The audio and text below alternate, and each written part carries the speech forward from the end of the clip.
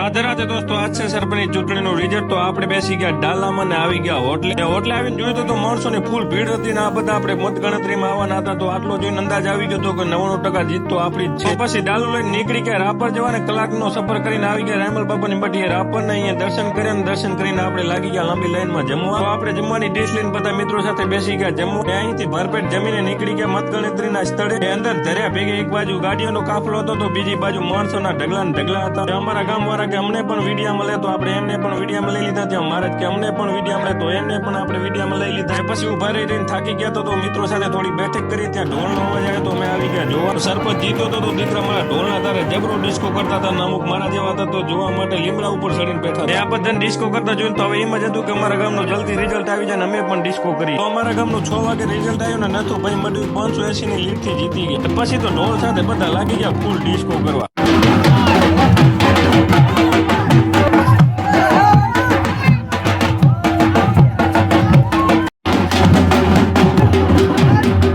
જીતના ડિસ્કામ વચ્ચે ભાઈબંધ મળી ગયા તો તેમને પણ વિડીયોમાં લઈ લીધા ને ડાલામાં બેસીને નીકળી ગયા ઘરે જવાના. રાતના 8 વાગે આવી ગયા ઘરે. તો ગાઈસ બ્લોગ સારો લાગ્યો તો લાઈક શેર ફોલો કરી દેજો. રાધે રાધે.